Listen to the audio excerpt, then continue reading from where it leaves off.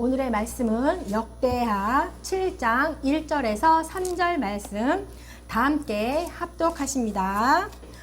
솔로몬이 기도를 마침에 불이 하늘에서부터 내려와서 그 번제물과 제물들을 사르고 여호와의 영광이 그 성전에 가득하니 여호와의 영광이 여호와의 전에 가득하므로 제사장들이 여호와의 전으로 능히 들어가지 못하였고 이스라엘 모든 자손은 불이 내리는 것과 여호와의 영광이 성전 위에 있는 것을 보고 돌을 깐 땅에 엎드려 경배하며 여호와께 감사하여 이르되 선하시도다 그의 인자하심이 영원하도다 하니라. 아멘.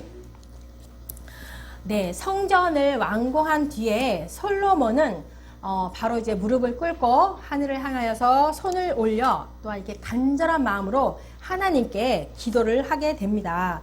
그 기도 내용은 다윗 왕조의 보존을 위한 기도와 이스라엘 백성들을 위한 기도와 또한 이방 백성들을 위한 기도, 그리고 전쟁의 승리에 대한 것, 또한 징계를 받을 경우에 회복을 위한 기도를 하게 되었고, 모든 것이 하나님의 은혜였다고 감사하며 찬양을 하게 됩니다. 네, 하나님께서 다윗에게 하신 언약을 기억하시고 지금까지 이루어 주신 것처럼 앞으로도 모든 언약을 지키시고 약속된 축복을 허락하여 주십시오. 이제부터 누구든지 성전에서 하나님께 드리는 기도에 응답하여 주십시오. 이렇게 솔로몬은 소원 기도를 올리게 됩니다. 그러면서 7장부터는 솔로몬의 그 기도에 하나님의 응답이 나오죠. 낙성식이라는 그 큰 행사 앞에 모든 백성들과 함께 합니다. 네, 사람이 중심이 아닌 하나님이 중심이 된 그런 행사이니까 참 감동이고 큰 기쁨이 말할 수가 없었을 거예요. 사람을 높이는 행사는 잠시지만 하나님이 함께 계시는 행사이기 때문에 가장 큰 행사가 아닐까 생각합니다. 네, 우리도 하나님이 함께 하셔서 큰 감동이 되고 은혜가 되는 경험을 많이 해보았을 것입니다. 올해 6월에요. 빌리그레암 전도대 50주년 기념 행사를 했는데 7만 명의 사람이 모였다고 해요. 더 많이 모였을 것 같아요. 근데 50년 전에는 1973년도죠. 그때는 320만 명이 모였대요. 그래가지고 한국 교회에 급성장하는 그런 출발점이 되었다고 합니다. 그리고 1907년에는 평양 대부흥운동회에서 남자 교인들만 2,000여 명이 모였다고 합니다. 그쵸? 한 마음으로 많은 사람들이 모인 것이 감동이겠지만, 그쵸? 사람을 높이는 행사가 아닌 하나님이 중심이 된 행사이기 때문에, 또한 복음의 가치를 깨닫게 하는 행사이기 때문에 행사를 마치게 되어도 그 감동과 은혜가 계속 우리 안에 남아 있습니다. 네, 행사가 크고 많은 사람들이 참석해서가 그게 감동이 아니라 하나님께서 함께 계시는 것이고 또한 복음을 깨닫게 하는 귀한 시간들이기 때문에 그것이 가장 큰 감동의 행사가 아닐까 생각을 합니다. 네, 하나님이 함께 계시는 것이 가장 큰 감동인데 선교지에서는 많은 경험을 하게 됩니다. 네, 많은 사람들에게 복음을 전하는 것도 중요하겠지만 그곳에서 하나님을 발견하는 것이 최고의 큰 은혜이고 또한 나 자신을 발견하면서부터 나는 죄인입니다. 그러나 하나님의 은혜로 내가 여기 있습니다. 라고 이게 발견하는 것이 큰 은혜입니다.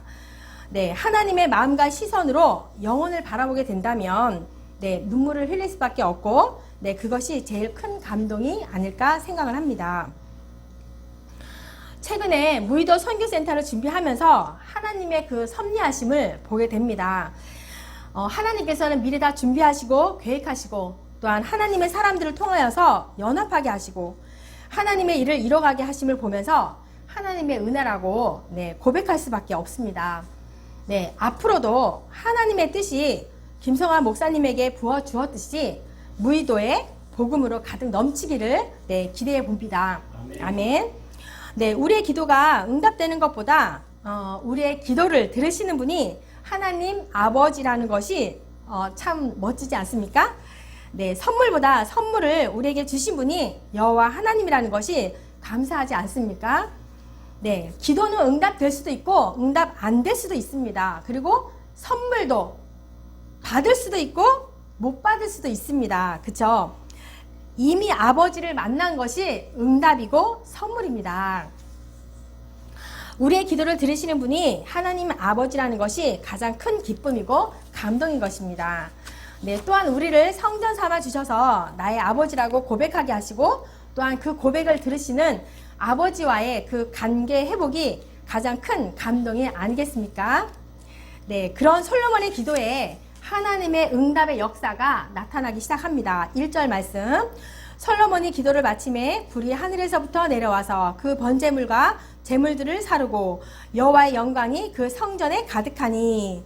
네, 불이 하늘에서 내려왔다는 것은 하나님이 응답 표시입니다. 네, 구약 때도 보면은요, 모세 때도 그랬고 기드온 때도 그렇고 다윗 때도 그랬고 엘리야 때도 마찬가지로 불이 나타났습니다. 그 불은 하나님을 스스로 나타나심과 또한 하나님의 능력을 말하는 겁니다. 네, 따라서 솔로몬이 이렇게 기도를 마쳤을 때도 이 불이 내려와서 번제물과 제물들을 살랐다는 거예요. 네, 그렇게 된 것은 하나님께서 보시기에 솔로몬이 지은 성전과 그의 기도를 굉장히 기쁘게 받으셨다라는 그런 응답의 표시인 것입니다. 네, 여러분은 요즘 어떠한 기도를 드립니까? 네, 저는 굉장히 작은 것 같지만 큰 기도를 드립니다. 성령님이 제게 뜨거운 불이 임하셔서 한 사람 한 사람을 만날 때마다 제대로 된 복음을 전하게 하여 주시옵소서. 그들이 하나님의 부재로 인한 고통을 당하는 것이 저는 너무 가슴이 아픕니다. 또한 거리를 다니면서 아버지 이곳을 허락하소서, 이곳이 복음의 통로가 되게 하소서, 이렇게 기도합니다. 네, 지금까지 연단하시고 여기까지 오게 하신 이유라 생각합니다. 앞으로도 계속 가야 할 길이지만 네, 하나님이 함께 하신다면 네, 가능한 일이라고 생각합니다. 우리도 솔로몬과 같은 그런 기도를 드려서 성령의 충만함을 받고 또한 하나님이 기뻐하시는 사람이 되어서 네, 2024년도에도 함께 달려봅시다. 네. 근데요, 이 시대를 살아가는 우리는요, 참 사랑이 참 메말란 것 같아요. 그죠? 사랑을 하려면 이유가 있어야 되고 조건이 있어야 되고 또 뭐 환경을 봐야 하고 나의 형편도 봐야 하고 네, 그렇습니다. 그런데 하나님은 어떠한 사랑입니까? 그럼에도 불구하고 사랑이십니다. 네, 구약시대 때부터 지금까지 여러 번 우리들은 우상을 섬기느라고 배신을 여러 번 했습니다. 하나님을. 그런데 하나님께서는 그 선택한 백성에게는 끝까지 참으시는 그러한 사랑을 하십니다. 결국 하나님의 사람들은 돌아오지요. 네, 하나님은 그 손을 절대 놓지 않기 때문에 하나님의 사람들은 반드시 돌아옵니다. 네, 그런 하나님께 무한한 사랑을 받은 우리는 계명을 받았습니다. 그것은 사랑입니다. 그래서 우리도 그럼에도 불구하고 네, 사랑을 하십시오. 그것이 하나님이 기뻐하는 사람이 되는 것이고 또한 성령 충만하다라고 하면 영원 사랑하는 것이 그닥 어렵지 않습니다. 이 하나님의 사랑을 받은 우리는 하나님께서 받으시는 기도를 해야 하고 또한 성전이 된 우리는 하나님의 영광만을 위해서 사역을 하여야 합니다. 혹여라도 하나님의 일을 한다고 하면서 욕심이 생기고 변질된다라고 하면 네, 모래 위에 지은 집처럼 하나님이 금방 무너뜨릴 것입니다. 여호와의 영광이 곡 성전에 구름이 가득한 것처럼 여호와의 영광이 우리 사역 가운데 가득 임하여서 놀라운 역사가 일어나기를 소망합니다. 네, 또한 불은요 하나님의 속성을 가리킵니다. 히브리서 12장 29절 우리 하나님은 소멸하는 불이심이라 라고 했는데요. 하나님의 불은 마땅히 소멸되어야 할 죄인들을 소멸하지 않고 그들의 재물만 살랐습니다. 그죠? 모세가 떨기나무에서 발견한 불이 그 나무가 이게 사르지 않잖아요. 그대로 남아있듯이 우리 안에 있는 죄만을 태우는 것입니다. 네, 우리 모두는 멸망받을 죄인이지만 예수 그리스도께서 우리 죄를 위해서 큰 희생 제물로 십자가에서 하나님의 진노를 대신 받으셨습니다. 그래서 우리는 죄에서 해방케 하여 주시고 또한 그 불은 성화하는 능력이 있기 때문에 성령께서 우리의 정욕과 죄성을 불살라 주십니다. 그래서 하나님께 자신을 드린 그런 자들은 성령의 능력으로 날마다 죄에 대하여 죽고 또한 하나님의 의에 대하여 살기에 날로 거룩하여 질 것입니다. 불이 하늘에서 내려오고 여호와의 영광이 성전에 가득한 것이 중요한 의미는 무엇입니까? 하늘에서 내려온 불이 희생 제물에 제사의 제물을 태웠다는 것은 성전 낙성식 때 솔로몬과 그 백성들이 드렸던 그 제사를 하나님이 기쁘시게 하셨다라는 그런 표시이고, 또한 여호와의 영광이 성전에 가득했다라는 것은 과거의 그 광야에서 그 성막 위에서 그랬던 것처럼 구름이 해막에 덮이고 여호와의 영광이 성막에 충만한 것처럼 이제는 하나님은 새로 지은 예루살렘 성전을 자신의 새로운 처소로 삼아서 앞으로 자기 백성들 중에 계속 함께 하겠다, 거하겠다라는 그런 하나님의 응답의 표시이기 때문입니다. 그래서 하나님은 그러십니다. 내가 참으로 기쁘구나. 이 성전에 내가 있을 것이고 백성들 가운데 함께 하시겠다라는 그런 응답인 것입니다. 네, 하나님께서 너희의 기도에 응답하겠고 너희와 함께 하겠다라는 그런 말씀인 거죠. 2절 말씀, 여호와의 영광이 여호와의 전에 가득함으로 제사장들이 여호와의 전으로 들어가지 못하였고, 네, 여호와의 전에 영광이 가득 차니까요 제사장들이 못 들어갔어요. 제사장들의 그 직무를 제대로 수행하지 못했다라는 거죠. 네, 하나님께서 이렇게 구별된 이 제사장들조차도 하나님의 영광이 성전에 임하니까 들어갈 수가 없었던 거예요. 그러니까 이러한 사실을 봤을 때 우리 인간은 그 누구도 하나님의 거룩하심에 근접할 수 없다라는 그런 불완전한 존재임을 깨닫게 됩니다. 그래서 하나님의 영광을 보는 것이 우리의 간절한 기도이잖아요. 근데 모세가 말합니다. 출애굽기 33장 18절에서 19절, 모세가 이르되 원하건대 주의 영광을 내게 보이소서. 여호와께서 이르시되 내가 내 모든 선한 것을 내 앞으로 지나가게 하고 여호와의 이름을 내 앞에서 선포하리라. 나는 은혜를 베풀 자에게 은혜를 베풀고 긍휼히 여길 자에게 긍휼을 베푸느니라. 네, 여호와의 영광이 임하도록 모세가 기도를 했는데 하나님의 응답이 무엇입니까? 나를 보는 것이 영광이 아니다. 하나님께서 은혜를 베풀 자에게 은혜를 베풀고 긍휼히 여길 자에게 긍휼을 베푸시는 게 영광이라고 하십니다. 하나님의 영광이 하나님의 현현도 있지만 모세에게 말씀하시기를 내가 임하는 것은 은혜를 베풀 자에게 은혜를 베풀고 긍휼을 베풀 자에게 긍휼을 베푸는 것이 살아계신 하나님의 영광을 보는 것이라고 하나님께서 말씀하십니다. 네, 하나님의 앞모습을 보고 살 자는 아무도 없습니다. 그래서 하나님이 지나가는 그 뒷모습을 보면서 하나님의 그 임재의 그 뒷모습이 은혜와 긍휼이라는 것입니다. 네, 그래서 하나님의 마음과 시선이 있는 곳에 여호와의 영광이 있는 것입니다. 그런 하나님의 영광이 우리 안에 임하게 되면 우리의 반응은 어떻습니까? 네, 여호와께 감사하는 것이고 찬양하는 것입니다. 하나님은 선하시며 인자하십니다. 여호와의 인자하심이 영원하십니다. 라고 고백하는 것입니다. 네, 3절 말씀, 이스라엘 모든 자손은 불이 내리는 것과 여호와의 영광이 성전 위에 있는 것을 보고 돌을 깐 땅에 엎드려 경배하며 여호와께 감사하여 이르되 선하시도다 그의 인자하심이 영원하도다 하니라. 네, 백성들이 당신은 선하시고 그 인자하심이 영원합니다 라고 이렇게 감사를 드린 이유가, 네, 백성들이 하늘에서 불이 막 내리는 걸 보고요 놀라지 않고 달아나지 않고 오히려 땅에 엎드려 하나님께 경배하고 감사를 합니다.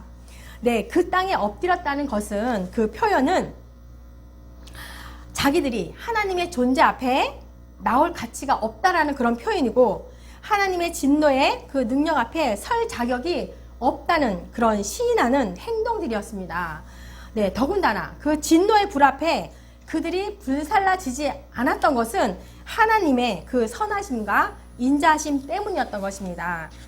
네, 여기서 이제 돌을 깐 땅이라고 나오는데요. 이거는 이제 여러 가지 각가지의 보석들과 색깔로 재료들로 잘 모자이크한 그 성전 뜰 앞에 있는 것을 말하는데요. 솔로몬 성전 뜰이 매우 이렇게 섬세하게 장식되어 있는 그곳에서 이스라엘 백성들이 하늘에서 불이 내린 것을 보고 놀라지 않고 대신 기뻐했다는 겁니다. 왜냐하면요, 그 선조들에게도 하나님이 이게 동행하심을 보여줄 때에 하나님의 불이 이렇게 내려왔어요. 그 역사하심을 이 백성들이 기억하고 있었던 거예요. 네, 솔로몬이 하나님께 제사를 드린 후에 백성들과 함께 하나님의 불과 영광을 보았다고 하는 것은 그들이 현재 하나님과의 관계가 특별하다는 것을 말해주고 있는 거예요. 하나님의 불과 영광을 보는 것은 하나님의 백성들만이 볼 수 있는 그런 현상이고, 또한 하나님의 은혜 안에 있는 자들에게만 보이는 현상입니다. 오늘날에도 예수 그리스도 안에서 택함받은 성도들에 있어서는 하나님은 더 이상 두려운 분이 아니시고 위협적인 분도 아니시고 아버지와 같은 친근한 그런 특별한 관계입니다. 왜 그렇습니까? 예수 그리스도께서 죽으심으로 우리를 거룩하게 하셨기 때문입니다. 네, 그렇습니다. 우리에게는 선한 것이 하나도 없습니다. 오직 하나님만이 선하시고 인자하십니다. 어떠한 우리의 선한 행동이나 선한 말투나 선한 표정으로, 또한 혹은 높은 명예나 부로 사람을 움직일 수 있고 통제할 수 있고 사람을 변화시킬 수 있다라고 생각을 한다면 아주 잘못된 생각입니다. 오직 하나님 한 분만이 선하십니다. 혹여 우리의 선행이 있다라고 하면 내 안에 있는, 그죠? 내 안에 계신 하나님이 하신 거고 우리는 통로일 뿐입니다. 우리의 모습 속에 선이 있다라고 하면 하나님의 임재가 우리 안에 임하였다라는 증거입니다. 나의 욕심과 이기적인 그런 선이 아닌 날마다 여호와의 영광이 우리 가운데 임하여서 많은 사람들에게 예수 그리스도를 증거하는 자가 되어야겠습니다. 계시록 21장 22절에서 23절 말씀 보면은 성 안에서 내가 성전을 보지 못하였으니 이는 주 하나님 곧 전능하신 이와 및 어린 양이 그 성전이심이라. 그 성은 해나 달의 비침이 쓸데없으니 이는 하나님의 영광이 비치고 어린 양이 그 등불이 되심이라. 네, 하나님이 성전입니다. 우리는 더 이상 눈으로 보이는 성전이 없을 거라고 합니다. 그분이 성전이 되시고 또한 우리를 성전으로 삼아 주셨기 때문에 우리가 그분 안에 있는 것, 그분 안에 거하는 것, 그분이 내 안에 거하는 것, 이것이 곧 성전이고 교회됨을 말하고 있습니다. 하나님의 영광을 드러내는 유일한 길입니다. 너희는 빛이라, 너희는 소금이라. 우리를 성전 삼으신 이곳에 여호와의 영광이 비치게 하십니다. 네, 우리가 진정한 성전이 되고 교회가 되기를 간절한 마음으로 기도하는 저와 여러분이 되시기를 축복합니다.